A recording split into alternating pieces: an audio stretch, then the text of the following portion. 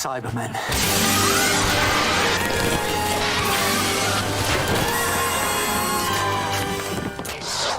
We are the Cybermen. In our stories, the Cybermen are from a parallel universe. There are Cybermen in our universe. They started on an ordinary world just like this, then swarmed across the galaxy. This lot are a parallel version. They're starting from scratch right here on Earth. The Cybermen are created on an alternative version of our own planet by John Lumick. Do you know me? Answer. Do you know me? You are John Lumick. If you've never watched Doctor Who, there are a few things that you're probably still aware of, just because they're in the general cultural consciousness. The Doctor and the TARDIS, and probably the Cybermen. You will be deleted. They're one of the few things that have moved out of the series itself and into kind of popular culture and popular recognition. Lumick's turned them into a brand. So it was perhaps inevitable that when Doctor Who was revived as a series, the Cybermen would be given another spin. By taking the TARDIS to this parallel world, you can start the Cybermen from scratch, so any new viewer jumping on gets the whole story and doesn't feel like they've missed 40 years of history. They're people. They were, till they had all their humanity taken away. That's a living brain jammed inside a cybernetic body with a heart of steel. All emotions removed. Why no emotion? Because it hurts. You know, that's the horror that Cybermen sort of tease us with, that we might all end up sort of locked in a box and no longer recognisably human and no longer recognisably ourselves, with no personality and no emotion and no individuality. So what you're left with is this army of impassive silver beasts. They're also a great story device. It's this idea that human beings are converted and become, they're not just robots. There's people in there.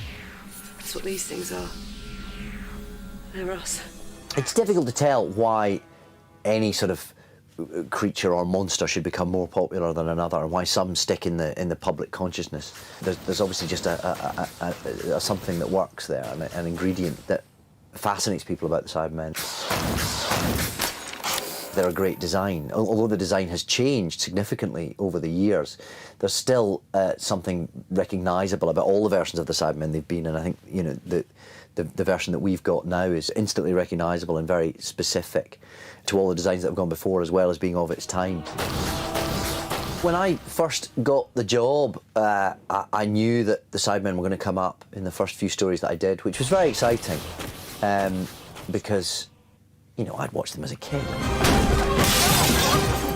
You knew you were bringing back something that everyone had a memory of, and even people who weren't big Doctor Who fans were aware of the Cybermen, and you just knew that bringing them back would be something that people would be fascinated by. The Cybermen, as they marched through the mist, looks like a special effect, but that mist was real, and that was just fortuitous, actually, that we were filming in the depths of winter. But it gives a brilliant flavour to that scene, to see these Cybermen marching through this mist. It's a great scene, and of course the Doctor peering through the window and seeing these things again for the first time, seeing these things being created again for the first time. There was quite a lot of buzz around at the time of the Cybermen were coming back, and there was quite a build-up to it, and to have had a whole episode where you're waiting to see them, and you keep teasing the audience with a silhouette here and a hint of a suit, but then you hold off for about 40 minutes probably until the end of that episode, where you finally see them emerging through the mist and smashing through the windows. It just adds to the excitement of this big returning icon. We have been upgraded. Into what? The next level of mankind. I'm quite fond of the scene towards the end of Age of Steel, when the Doctor and Rose and Pete are in the cyber controller's lair. I've been captured, but don't worry, Rose and Pete are still out there. They can rescue me. Oh, well, never mind. And the Doctor has to signal to Mickey to get on the phone and send through the deactivation code. Because even an idiot knows computers these days. Knows how to get past firewalls and passwords. Knows how to find something encrypted in the Lumic family database. Under, what was it, Pete? Binary what? Binary 9. Binary 9. It shows the gulf between the sort of the creative mind and the cyber mind, which is logical and infallible and impenetrable. Your words are irrelevant. Yeah, talk too much, that's my problem. I think that's a nice, a clever sequence and a funny sequence, and also a very, very true to the character of the Doctor and the Cybermen. You've got to kill it! The rope ladder sequence at the end of Age of Steel is like many of those kind of action sequences. Was filmed in about 20 different bits. There's the sequence when we're on the roof of the building. Of course, we weren't on the roof of a building. We were just on a big concrete kind of runway. And then there's the bit on the ladder itself when we were suspended on a crane being swung through the night sky. Then there's another bit on the ladder when we were against green screen and the airship was put in later. Cutaways of the rope being burnt with sonic. This is for her! The more complicated the action sequence, the more bits required to jigsaw it together.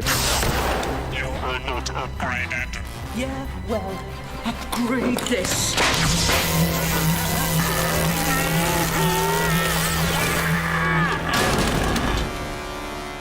What the hell was that thing? Electromagnetic bomb.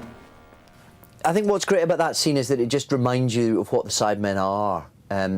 It stops them from just becoming kind of science fiction soldiers. Why am I cold? Oh my God, it's alive. And I think to drop in a little moment like that halfway through a story is very important. It keeps the stakes high. It just reminds you that the Cybermen were like us, that we could become them. Why so cold? Can you remember your name? Certainly Phelan. You're a woman. Where's Gareth? Who's Gareth? He can't see me. It's unlucky the night before. You're getting married. I'm cold. I'm so cold. It's all right. You sleep now, Sally. Just go to sleep. And in amongst all the bangs and crashes and just before the big, extraordinary kind of exploding finale, I think it's great to have a moment like that just grounds the story.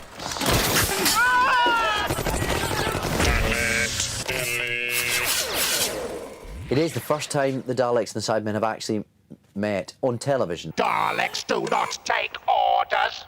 You have identified as Daleks. That was very exciting to be a witness to. Our species are similar, though your design is inelegant. Daleks have no concept of elegance. This is obvious. I think some people were surprised at how easily the Daleks kind of got the better of the Cybermen. They certainly were. They certainly wiped them out pretty swiftly. Hostile elements will be deleted. Exterminate! Just the very fact that the Daleks appear at all is a thrill. And then the idea that they're going to have to stand up to the Cybermen in some way is another thrill, especially for a Doctor Who fan. Daleks, be warned. You have declared war upon the Cybermen. It does feel like you've got another sort of badge, another stripe on your sleeve, having met the Cybermen a couple of times. Feels good, feels right.